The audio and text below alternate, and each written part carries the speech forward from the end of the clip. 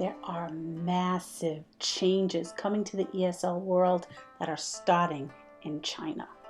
China has recently put into place government rules and restrictions that will affect the education business in their country and consequently all around the world. So today I'm going to share what the main points of these changes are in the easiest way to understand and explain what's happening. The CCP, or the Chinese Communist Party, issued a government nationwide guideline in mid-July that has shaken the ESL business in China to its core. These changes will have a ripple effect, starting in China and reaching across the globe.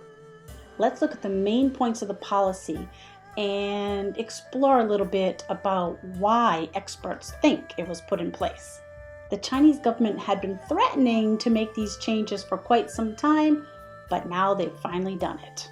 As a reminder, I am not a political or educational expert. I am an ESL teacher who has lived and taught in China, still have many connections there, and I also work with many Chinese students after my return here to the United States. First, it's important to have a little background history on this story.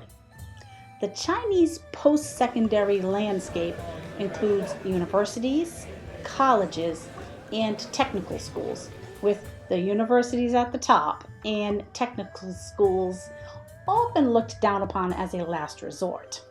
In order to determine which level the student is allowed to participate in and go study for their further education, there's a yearly college entry exam called the Gaokao. This one exam can completely change a student's future and also that of their family. In order to successfully pass the Gaokao, Chinese students begin to take supplemental classes in the subjects that are included on the test.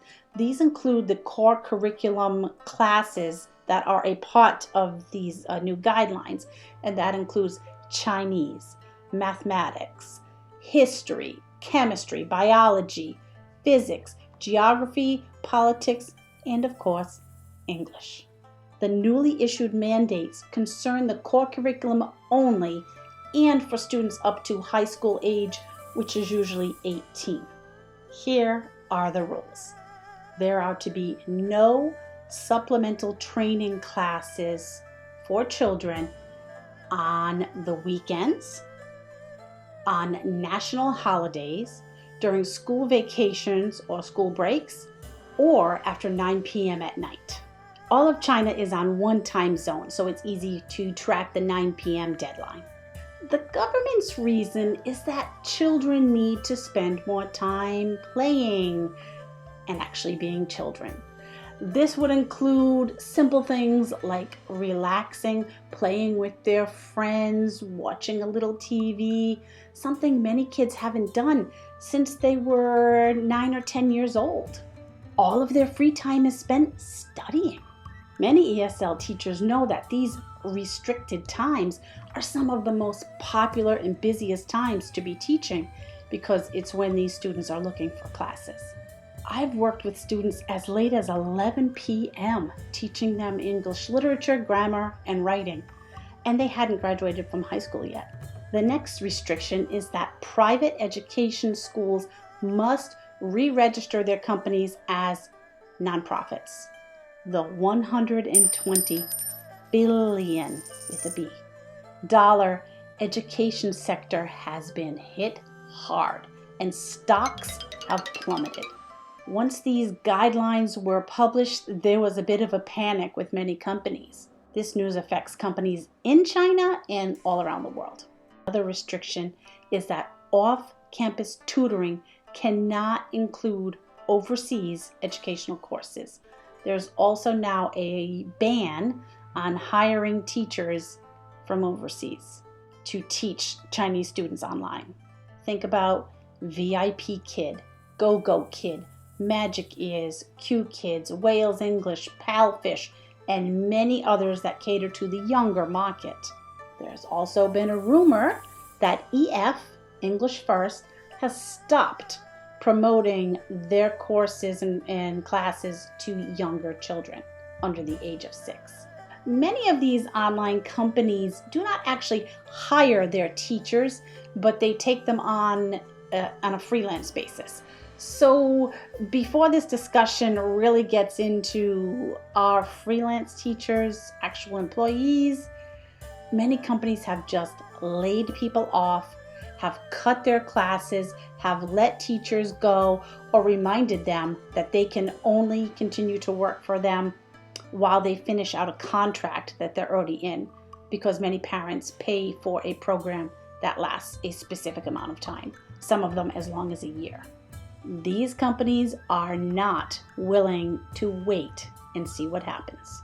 Another new guideline is that private companies cannot advertise their programs aimed at children.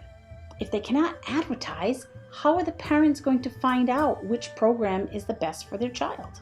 This reason may be why many companies are just deciding to close their doors or trying very, very quickly to revamp their businesses moving forward. What do you think about these restrictions? Do you have any thoughts or ideas as to why the Chinese government wants to put these policies into effect?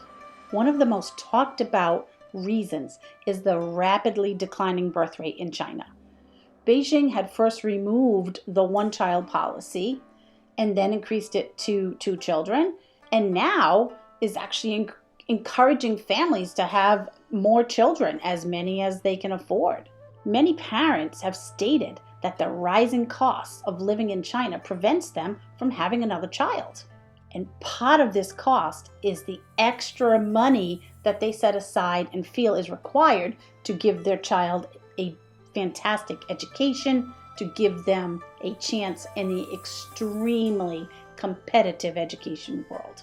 Traditionally, in China, children are responsible for taking care of their elderly parents. Many parents feel that if the child has a better education, that will get them a better job, and they'll have more money and more resources to have a better life, and also give the parents a better life when they are expected to help take care of them. The parents in China are what drive the competitive Gaokao market. Children are just doing what they're told. I don't think all these Chinese children would want to spend all of their time studying. They're in classes, they're in courses, they're in after-school programs, they're in programs at night, they're in programs on the weekend. They don't do much else but study. The Chinese Communist Party believes that reducing the costs of this extra education will help women decide to have more children. And only time will tell if this will play out the way they hope it does.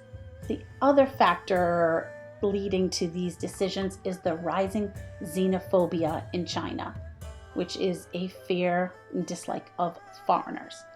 Even though China has been open to rapid development and welcomed foreigners into their country to help the native Chinese get what they wanted and needed in their country, the government obviously has other ideas concerning the fiercely competitive education market. The CCP has stated that they do not want the influence of foreign ideas and curricula, even going so far as to discourage students from studying abroad. I lived and worked in China as an English teacher for adults in 2014, and I saw firsthand how hungry the populace is to take language classes. I'm lucky because these guidelines will not affect the adult students that I work with. The rules just apply to children up to high school graduation age, about the age of 18. All of these changes are pretty fresh. They just happened in mid to late July, and more time will be needed to see the possible reactions worldwide and inside of China. If you found this video helpful, please like, comment, subscribe, and make sure to hit the bell to be notified. There will probably be a part 2 to discuss more in depth how these Chinese policies will play out in the ESL teaching world and how it might affect you, your business in the near future, and your chances of going overseas if that's something you want to do. especially if you're looking to teach in China. Thanks for watching, and never stop learning new things.